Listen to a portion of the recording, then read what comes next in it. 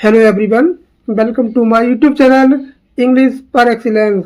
आज हम पढ़ेंगे letter writing, formal and informal letter. Let's start the session without wasting our time.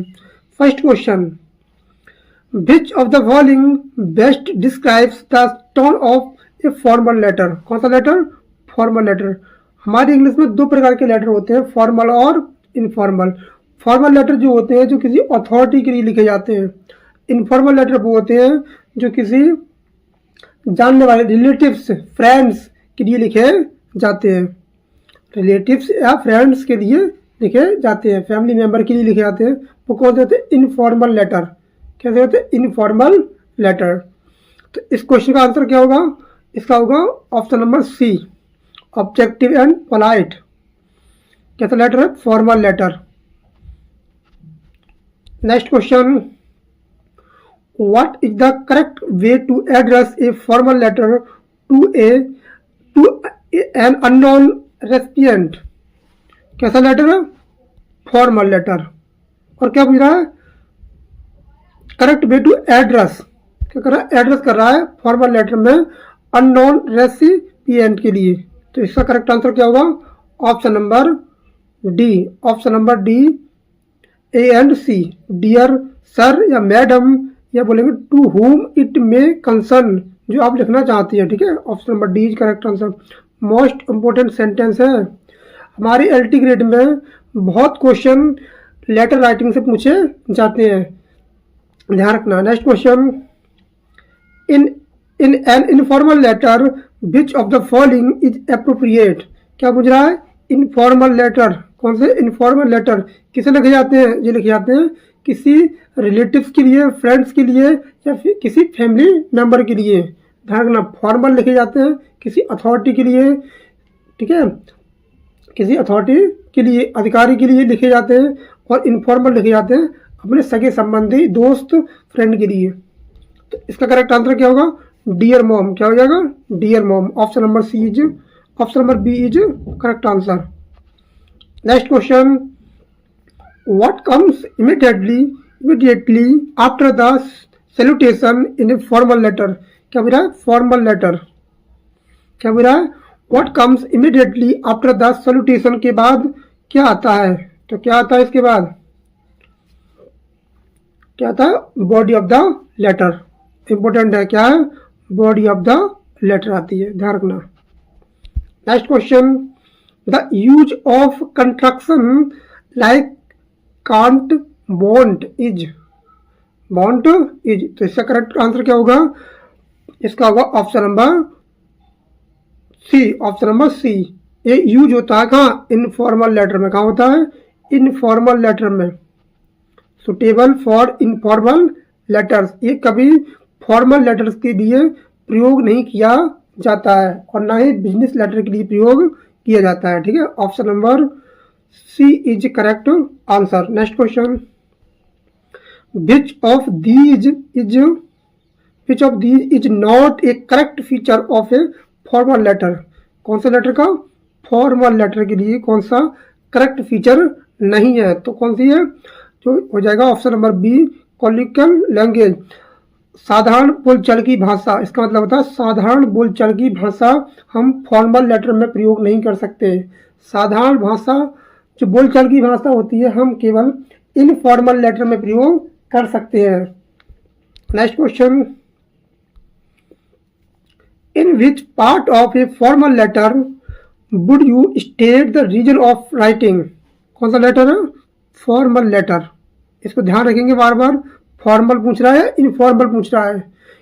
कभी कभी जल्दबाजी में हम फॉर्मल इनफॉर्मल को पढ़ना भूल जाते हैं और क्वेश्चन गलत हो जाता है। ठीक है, और एलटी ग्रेड में 1/3 की क्या है?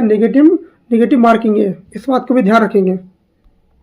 तो इसका करेक्ट आंसर होगा, ये होगा introduction. Option number B is correct answer.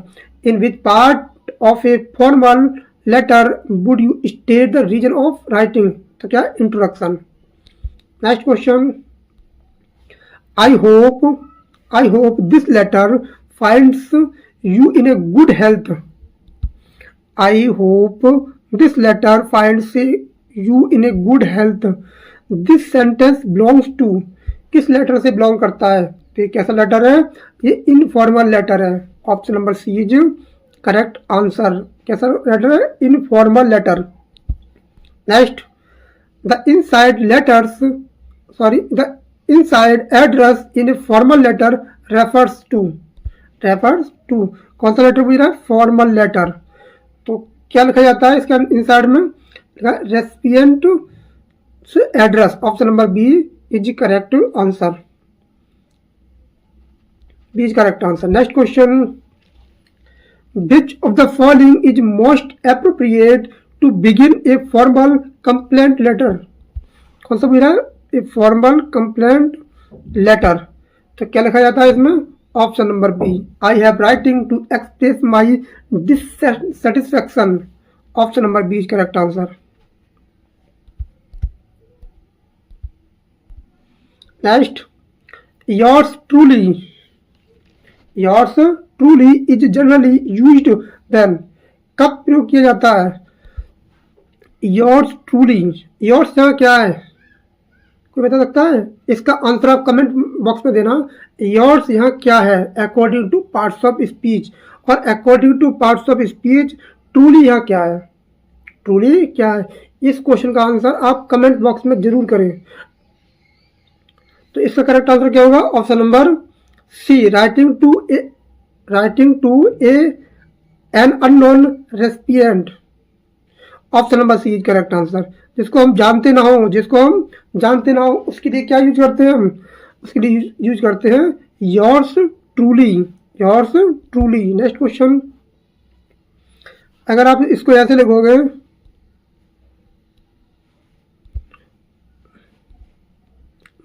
जो बाई छोटा बना दोगे और ऐसे लिख दोगे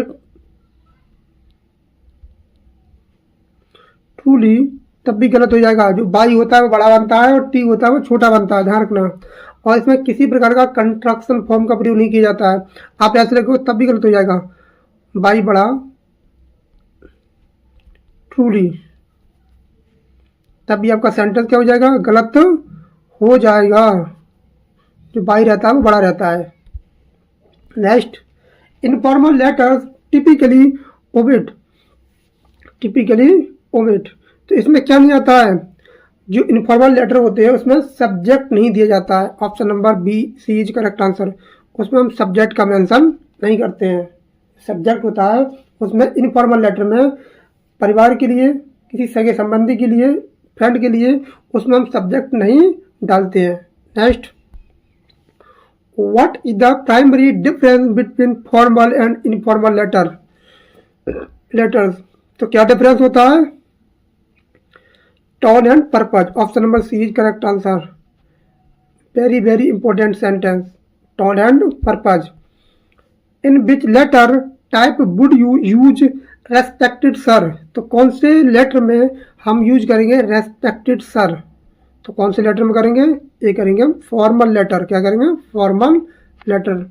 important question. Next question, which of the following is not appropriate in an informal letter? Not पूछा है और क्या पूछा है? इनफॉर्मल लेटर में कौन एप्रोप्रिएट नहीं है? तो क्या नहीं है? Option number C. Next question, the abbreviation CC in a formal business letter stands for. ये सीसी की फुल फॉर्म पूछ रहा है। सीसी की क्या पूछ रहा है? फुल फॉर्म पूछ रहा है। तो इसकी फुल फॉर्म होती है कार्बन कॉपी। क्या होती है? Carbon copy. ऑप्शन नंबर सी।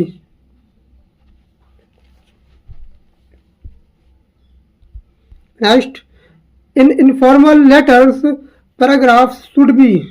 इन इनफॉर्मल लेटर क्या भैया? Informal letters paragraph should be, paragraph होने चाहिए। कैसे होने चाहिए?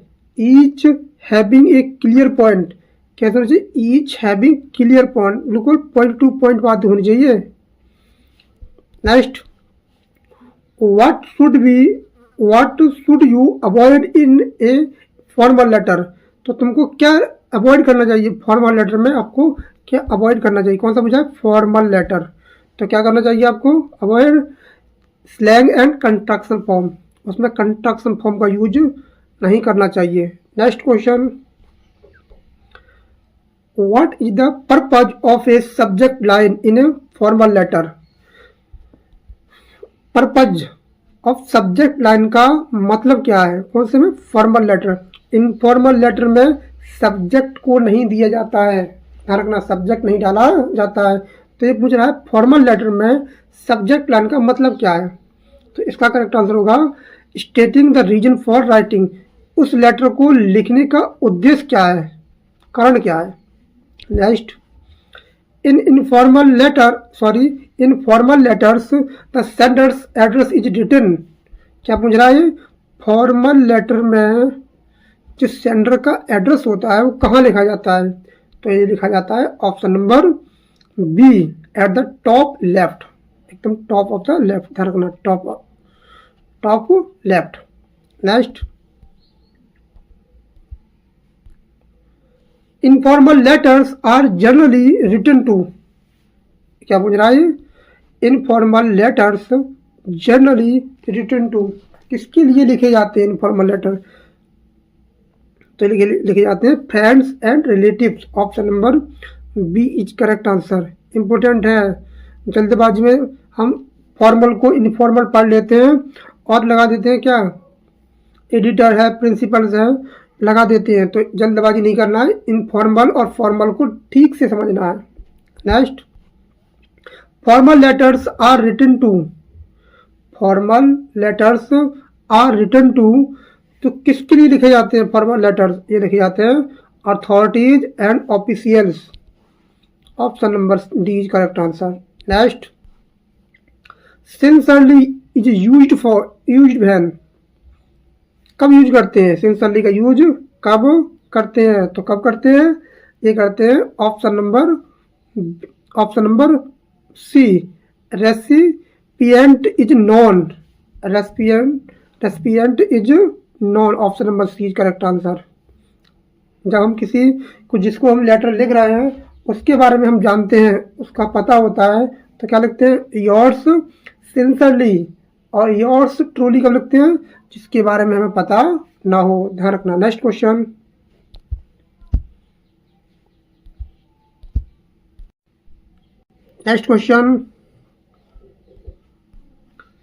इन British format the date is written, तो ब्रिटिश लेटर जो होते हैं उनमें किस प्रकार की डेट का मेंशन करते हैं। अगर हम किसी लेटर में ऐसे लिख देते हैं, जैसे आज 2 तारीख है, 2 अगस्त,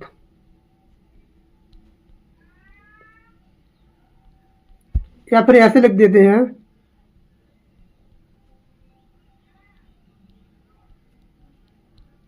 तो ये लेटर में एक्सेप्टेबल नहीं है, ठीक है, तो ये क्या हो जाएगा, गलत हो जाएगा, क्या हो जाएगा, गलत हो जाएगा। हमको क्या करना पड़ता है, हमें लिखना पड़ता है मंथ का नाम, ऐसे आज है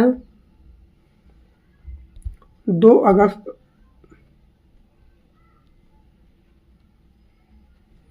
अगस्त 2025, ये 2 अगस्त 2025, 2025, तो option number B is correct answer, ध्यान रखना। Next question,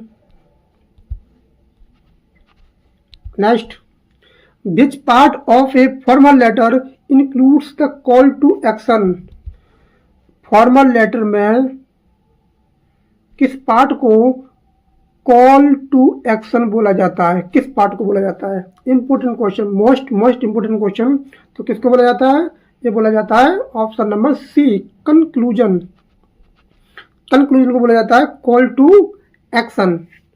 next, an email to your professor for recommendation should follow, तो इसका करेक्ट आंसर होगा option number C, formal letter format. कौन सा लिखा जाता है, फॉर्मल लेटर फॉर्मेट। आप किसी प्रोफेसर के लिए लिख रहे हैं ईमेल, तो आपको लिखना पड़ेगा फॉर्मल लेटर में, और फॉर्मेट एकदम क्लियर कट होना चाहिए। Next, identify the error in the formal closing, जैसे लिखा है यहाँ, identify the error, yours faithfully John Doe, तो इसमें क्या गलती है? आप लिख रहे हैं फॉर्मल, फॉर्मल क्लोजिंग है तब, तो आप इसमें क्या गलती है? तो कौन सा करेक्ट होगा? इसमें जो करेक्ट होगा कि yours faithfully is wrong, yours faithfully is wrong when the recipient is known by name. तो आप किसी जिसको पत्र लिख रहे हैं उसका आप नाम जानते हैं, तो ये क्या है? फेथफुली क्या हो जाएगा? गलत हो जाएगा। ध्यान रखना ऑप्शन नंबर यहाँ पर क्या है? इस पार्ट में गलती है, इस पार्ट में गलती है, ध्यान रखना। नेक्स्ट, तो क्या लिखा जाएगा? तो यहाँ योर्स फेथफुली की जगह, योर्स फेथफुली की जगह क्या लिखा जाएगा? बाई बड़ा, योर्स सिंसरली, योर्स सिंसरली लिखा जाएगा, सिंसरली, योर्स सिंसरली लिखा जाएगा। ध्यान रखना जिस व्यक्ति का आप नाम जानते हो उसके लिए पत्र लिख रहे हो तो क्या लिखा जाएगा? योर्स सिंसरली, और जिसका आप नाम नहीं जानते हो तो लिखा जाएगा yours faithfully. Next, which sentence is too personal for a formal letter? कौन सा सेंटेंस पर्सनल है फॉर ए फॉर्मल लेटर? इसका करेक्ट आंसर होगा option number B, option number B. कह रहा है I hope you and your family are doing well, option number B is correct answer. ये क्या है? पर्सनल फॉर फॉर्मल है। Next, select the correct pairing when writing to a non official in a formal letter और you use. क्या कह रहा है? Correct pairing बताओ, करेक्ट जोड़ा क्या है? When writing to non official, क्या है? जिसको आप जानते हो, और ऑफिशियल हो, फॉर्मल लेटर हो, फॉर्मल लेटर में, ठीक है, जिसको आप जानते हो उसके लिए पत्र लिख रहे हो, तो आप क्या करोगे? कौन सा पेयरिंग करेक्ट होगा? तो इसका करेक्ट जो होगा वो होगा dear sir, option number B, dear sir, dear mister Sharma closing yours sincerely. क्या लिखा जाएगा? Yours sincerely, most important sentence. Next question, which consider this letter as my former resignation effective 13th September 2025, which part is incorrect for advance formal letter? क्या भी रहा? Advance formal letter में इस line में यहाँ से लेकर यहाँ तक किस पार्ट में एरर है, किस शब्द में एरर है, किस फ्रेज में एरर है? तो किस फ्रेज में एरर है?